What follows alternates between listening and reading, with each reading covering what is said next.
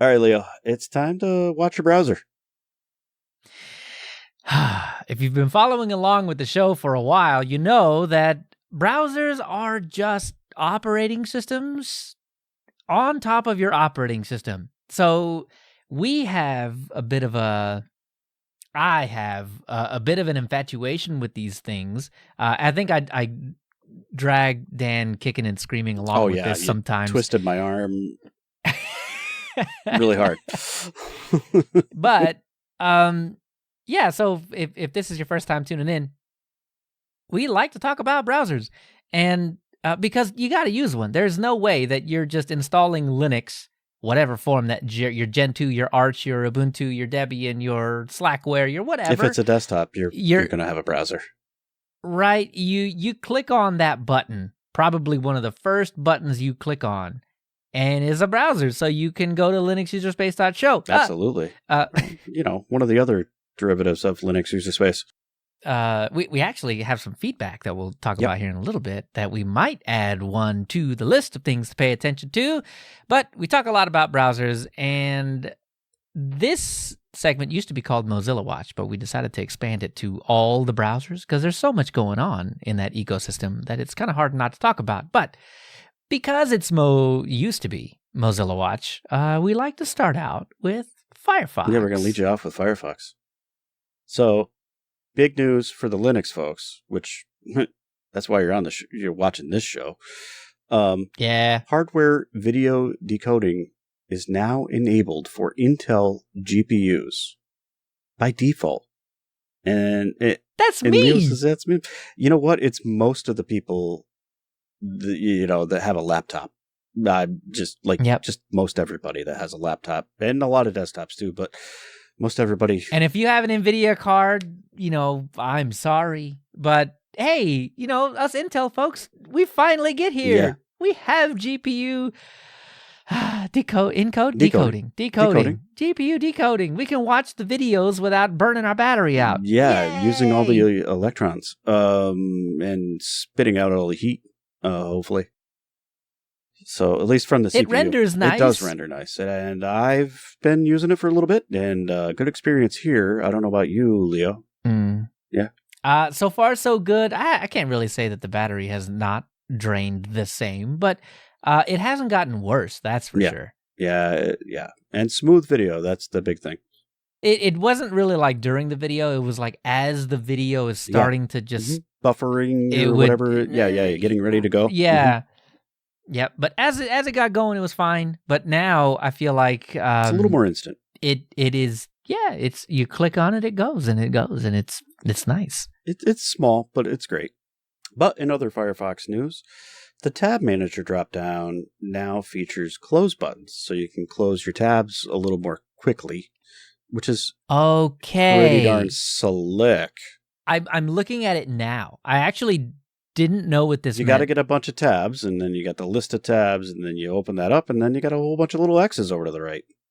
Yeah, well, you do Debian history. You try to go back, and then you have like 100 tabs open, and you're like, what even? I see it now. I actually, so this makes a whole lot of sense. It's very handy. Because my first impression was, why are you closing tabs with the X button, having to like aim at it, or right-clicking on it and doing what? Well, because you just middle-click the tab. I get it now. Yeah. I understand now. As you get a whole bunch of tabs, they get a little smaller, and then eventually you get the list, and then so you open up the list, and you can just close them out, and I tested it, and I take everything I said back. Why didn't you just right-click on the thing you wanted to close in that listing of tabs anyway? That, or if you don't have a mouse, you triple tap or click, right? Like 3-finger does the middle click. X is nice. That's all I'm going to say. I agree. But I don't know why you wouldn't just middle click on it in the first place. Maybe not. I don't know. I'm surely I'm missing something. Please tell me why I'm wrong. I think it's handy. I don't know. I'm not. Yeah, it's not bad. It is handy. It is handy. But the middle click, there's a physical button. I got that too. Yeah. For it. Like sometimes I have a problem with middle click. Sometimes I accidentally scroll at the same time, and then I don't know what's going to happen. All right, I'm going to send you a better mouse. Is what's going to happen. Maybe I'm just holding it wrong. Yeah, that's exactly what it is. You need an Apple Magic Mouse. Never. You need to upgrade.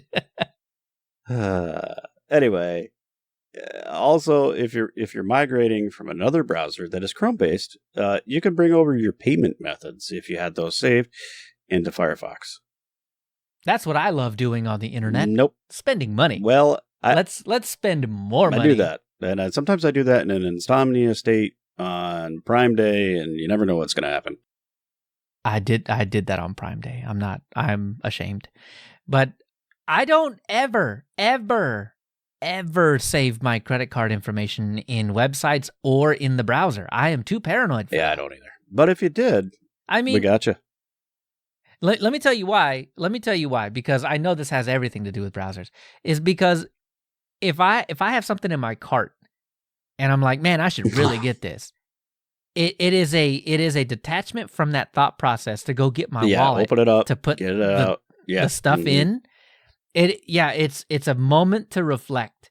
And 9 times out of 10, I'm like, stop that. You don't need that.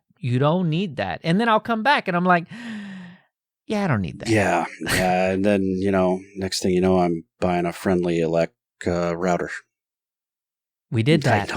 And that's coming too. Don't worry. That's more content. It's coming. Oh, boy. Additionally, they refreshed and streamlined the user interface for importing data in from other browsers. Not just the payment stuff. They've also streamlined the whole process. So that's kind of cool. Bringing over your bookmarks. That's nice. That's a nice touch. That's nice. That's good. And finally, users without platform support for H.264 video decoding can now fall back to Cisco's Open H.264 plugin for playback. Is that the one in Fedora that's always so choppy and terrible? If you don't install the Cisco one, I don't know. I don't know about the performance of it, but at least you have something, and it can paint some pictures on your screen. That's true. I appreciate the pictures, but it should be smooth. So yeah, RPM Fusion. Sure. Yeah, absolutely. So Dan, this is all you. I know you are a Vivaldi fan. I am. You enjoy the Chromium ecosystem? I don't know about that so much. Vivaldi, I feel like, is a little bit separated from the regular Chromium ecosystem. Okay. It's just all of Chromium and also Vivaldi, but I got you. Yeah, okay. So no, Vivaldi's cool. So Vivaldi 6.1 in June, they finally found a way to use the Bing chat. The Microsoft AI chatbot akin to ChatGPT and Google Bard.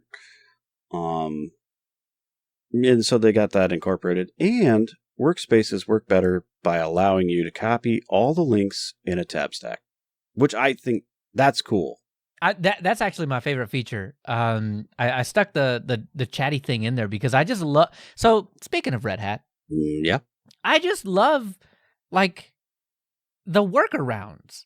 I really enjoy just you can't do this, right? So the Bing chat thing was just only available in Microsoft Edge, and you had to be on Microsoft Edge to be able to use Bing chat. And Vivaldi was like, "Yeah, we got you." Nuh-uh. Yeah, exactly. And so I love that kind of thing. So there's a part of me that is like, go, Rocky, go. You just keep pulling that UBI image and just... As long as it's there, go for it. Getting those SRPMs. You keep doing it. That is my favorite thing about this. Not necessarily that Bing Chat is... You're able to use Bing Chat. That's fine. I mean, you can ask it questions and it can be wrong all the time, and I'm happy about that. Yeah, you could get some really strange results sometimes. Sometimes it's not so bad, but other times it just makes it up, and that's fine. That's fine too. Well, I mean, a lot of us do that, so what's the difference? Well, I mean, yeah, if you're handing in a paper, don't. But I mean, otherwise, if you're just BSing your boss, he doesn't know any better. It happens. There's tools to detect that stuff, so be careful. Yeah, they're terrible. I mean, the U.S. Constitution is also apparently AI derived. So, unless you have a teacher or some kind of professor that is just really hard up on using those tools, you're going to be fine. You'll be fine.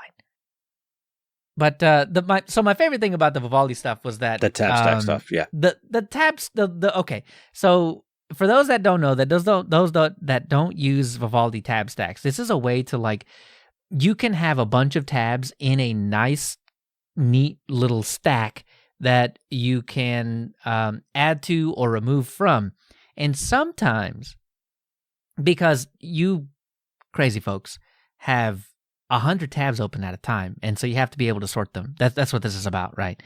And so in a tab stack, you can right-click on that, and you can copy all the links in the tab stack, and then like scoot that over somewhere else. Give that to someone. Like, hey, I was doing Debian history the other day, and I had 74 tabs open, and I wanted all of the links.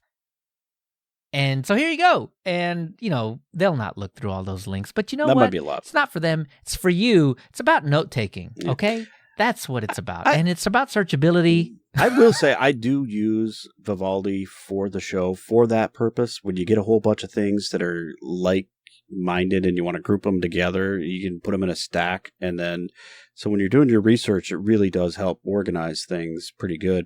And especially when you go to put all that stuff into the show notes, I'll set up some stacks, and so that I can make sure the links work correctly and whatnot, so we can get them out there to all the viewers.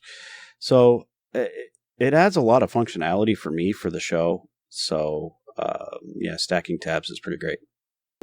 Tiling tabs is also the other thing that I use a lot, so that I can go from one to the other and compare things too sometimes. So yeah, both of those. So a diff for a browser. It is, yeah. Interesting. So, Dan, remind me why we can't have all of these cool features in one browser? Well, if we could get them in Firefox, it'd be great. That would be great. I think there are extensions to do some of those things, but they're not always implemented super great from what I hear. Oh, you just wait till we get to the Opera section because, yeah, I agree. Okay. So, Microsoft Edge... Microsoft Edge blocks notification spam now. So when you go to a website and it's like, hey man, do you want us to tell you about everything that we do on this website? And we want it to actually be in your notification bar. And hey, guess what? You have a virus. All of that is, they finally are blocking. Just get uBlock Origin. But I was going to say, I don't think I've ever noticed this because I use uBlock Origin. Yeah, because we surf the web safely with uBlock Origin, and I think it should just be there's like required reading to be intelligent. Yeah, it's like this is required installation to be safe on the internet. It's one of the first things I install on every browser. Right, but most folks don't add add-ons, and so I don't have a lot. That's one of them. Right, and so props to Edge. I'm not a huge fan of Edge. I am not. But you know what? Credit where credit's due. They're helping the majority of folks that aren't nerdy enough to even know that add-ons exist. So, yeah, cool. I appreciate that. I really do. But if you're on Linux running Microsoft Edge, I have a feeling you know that add-ons exist. But, whatever. Probably. If you don't, they're doing it for you, and I appreciate that. So, Opera. Vivaldi's bigger brother, right? Because back in the day, Opera was just one, and then like Opera split off into GX, and then like Vivaldi did its thing, and now back in June, Opera rebranded, redid, yep. And they are now Opera 1. Whoa. So they did a whole redesign, they added a whole lot of features, and the three that I think differentiate Opera from the rest. There is what they call a tab island, not the dynamic island. I know everybody in here just loves Apple stuff, and they're just like, ooh, I wish I could have the dynamic island. Not that. It's not that. It is tab island. And what this is think about Firefox multi-account container, right? Like where when it categorizes all of the tabs in in a category, and it colorizes it. So you know what tabs are related by what color they are. And it allows you to easily manage them or move them around. Or if you're like, you know what, that's the work tab island and it's 501. Yeah. You know what? Collapse all that. Done with that. I don't want to close it. It's nice. You collapse it all. It goes over off into a little side. And then you can uncollapse it later on, right? Presumably 8:01 a.m. the next day or something, right? Sounds interesting. It is. It is actually really cool. It's hard to explain. You should go look at it. But basically, it's multi-account containers with flair. And the flair, I mean, is that you can move them around at the same time. I want multi-account containers to get these features. This is something that I think Opera is doing that no one else is doing. I know Vivaldi is doing some tab cool stuff. Yeah. But I like the way Opera is doing it. They're doing what Vivaldi is doing, but like inserting it in using multi-account containers. Right. It is such a weird mishmash of the two ideas, and I like that more than either of the two by themselves. It's fantastic. The one thing the Tab Island doesn't do, though, is actually containerize those tabs. It's a new browser session, but it doesn't actually contain them. So it doesn't give you that like cookie containerization that Firefox does. Yeah. So, right. So if you've already been logged in, you're still logged in, but it does give you the ease of use of moving them around, closing them all at the same time or whatever. So it is new. It's awesome. I like it. Add the containerization part to it. And, oh boy, if I can't have that in Firefox soon, I'm going to be upset. That is something I'm looking forward to. I guess everybody's got to have their thing to set themselves apart, and this might be just it. And they also have a sidebar, kind of like Vivaldi does. And so Vivaldi has this sidebar where you can have like mail, and then you can log into vivaldi.social or some other federated Mastodon, whatever. Yeah, absolutely. And a note taker and all this other stuff. So Opera has that too. They're more about the web apps. So this is where you can add Spotify. So you have a little sidebar Spotify where you can change your music and do whatever you want to do, or link it up to WhatsApp so you can, have your chat instead of having the WhatsApp app. That's hard to say. Yeah.